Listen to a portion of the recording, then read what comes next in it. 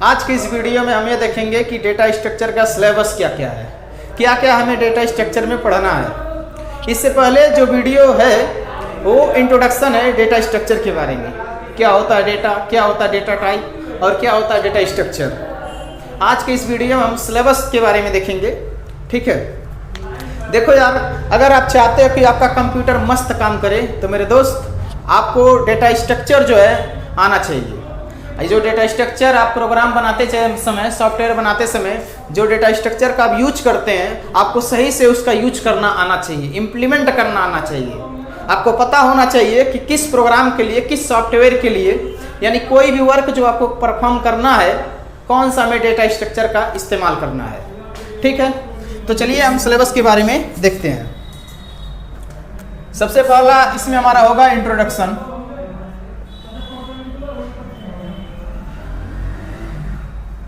ठीक है, दूसरा हमारा होगा स्टैक नहीं, एरे मान लेते हैं। ठीक है, एरे। तीसरा हमारा होगा लिंक लिस्ट।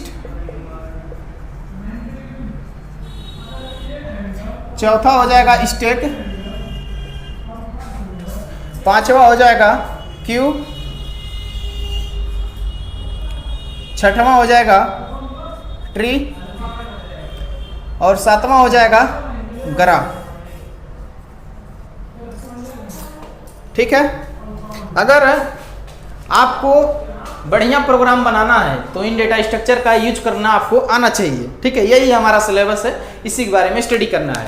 सबसे पहला इंट्रोडक्शन है। इंट्रोडक्शन के बारे में हमने पहले ही वीडियो में बता दिया है कि क्या होता है डेटा, डेटा टाइप क्या होता है, डेटा स्ट्रक्चर क्या होता है। हमने आपको बताया था कि दुनिया की हर एक चीज़ जिसे आप मेमोरी में स्टोर करके रख सकते हैं वो डेटा होता है। तो डेटा एक फैक्ट होता है जिसे आप रिकॉर्ड कर सकते हैं।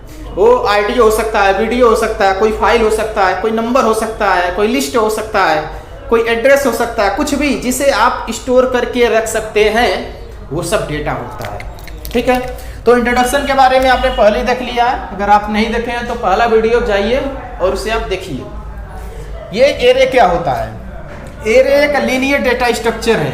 एरे के अंदर हम क्या करते हैं, हम मैट्रिक्स को रिप्रेजेंट करते हैं। ठीक है, मैट्रिक्स क्या होता है, जैसे मान लीजिए आप मैथ में यूज करते हैं 1 2 3 4, तो इस मैट्रिक्स को एरे के फॉर्मेट में आप स्टोर कर सकते हैं, है ना। तो एरे डेटा स्ट्रक्चर हमारा यही कहता है, 1 2 3 और 4। ठीक है, ये एरे क्या होता है, एरे में 1D array, 2D array, 3D array हम आगे चल के देखेंगे क्या होता है। हर चीज़ को इम्प्लीमेंट करके बढ़िया से देखेंगे, आपको परेशान नहीं होना है। लिंक लिस्ट किस लिए हम यूज करते हैं, मान लीजिए आपके पास बहुत सारा डेटा है, उस डेटा को आप लिंक करना चाहते हैं। क्यों लिंक करने की ज़रूरत है, क्योंकि देखिए मेमोरी के अंदर स्पेस अलग अलग जगह पे ऑक्यूपाई हो सकता है। तो मान लीजिए एक जगह डेटा आपका यहाँ है, दूसरा डेटा किसी और लोकेशन पे, तीसरा किसी और लोकेशन पे, चौथा किसी और लोकेशन पे।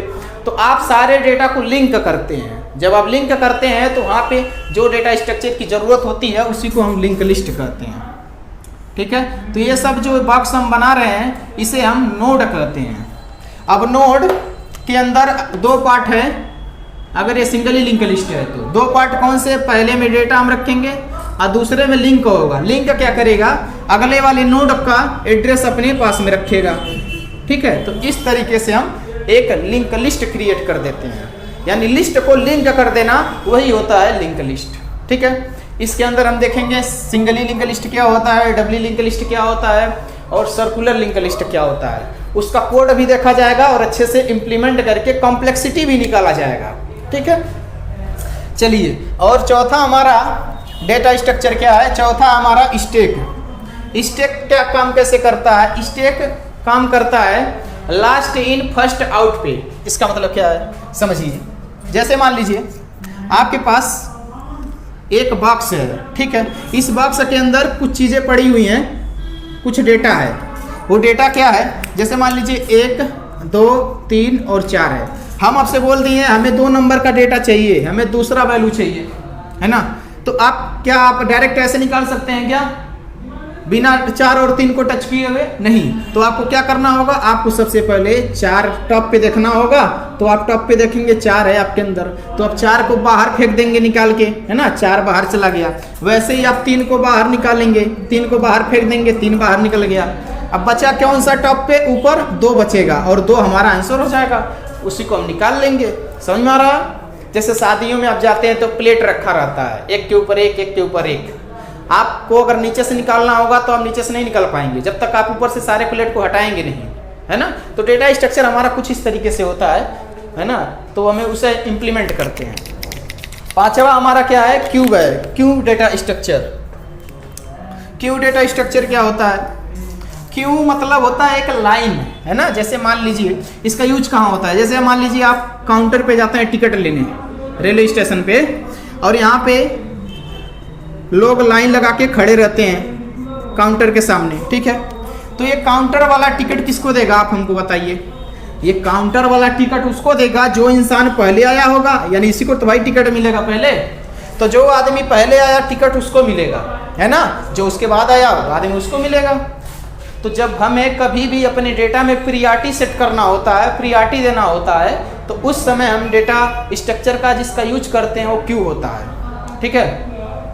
तो हम क्यूब के बारे में देखेंगे, सर्कुलर क्यूब क्या होता है, इसका कोड क्या होता है, सब देखेंगे, आपको परेशान नहीं होना है। 6वां हमारे पास डेटा स्ट्रक्चर है, ट्री है। और ट्री क्या होता है, जैसे मान लीजिए आपके पास कुछ डेटा है और डेटा को आप ट्री के फॉर्म में रिप्रेजेंट करना चाहते हैं। इसकी ज़रूरत हमें पड़ सकती है क्योंकि बाइनरी सर्च ट्री होता है, बी ट्री होता है, बी प्लस ट्री होता है, अलग अलग होता है। आपको घबराना नहीं है, बस आप देखते जाइए। अभी ओवरव्यू समझिए सिलेबस के बारे में, बाद में हम आपको डिटेल में सब कुछ बताने वाले हैं। ये ट्री, मान लीजिए आपके पास एक डेटा है, आप बोल दिए हमारे पास एक 5 नंबर है ना। तो 5 से बड़ा हम डेटा को रखते हैं, मान लीजिए 8 पे, ठीक है, और यहाँ पे 3 पे। तो हम कह दिए 8 से छोटा नंबर 7, है ना, और 8 से बड़ा नंबर 9, और ऐसे ही 3 से छोटा नंबर 1, और ये 3 से बड़ा नंबर 4, और 5 से छोटा। कुछ इस तरीके से हम डेटा को रखते हैं ट्री के फॉर्मेट में, है ना। अलग अलग रिप्रेजेंटेशन होता है डेटा का। हमारे पास अब लास्ट है डेटा स्ट्रक्चर ग्राफ। ये ग्राफ का यूज कहाँ करते हैं, ये बहुत इंटरेस्टिंग है यार, ग्राफ वाला, है ना। कैसे इंटरेस्टिंग है, जैसे मान लीजिए आप इंस्टाग्राम चलाते हैं, फेसबुक चलाते हैं, सभी लोग चलाते हैं। तो होता क्या उसमें देखिए ध्यान से, होता ये है कि आप ये हैं और आपका दोस्त यहाँ पे है।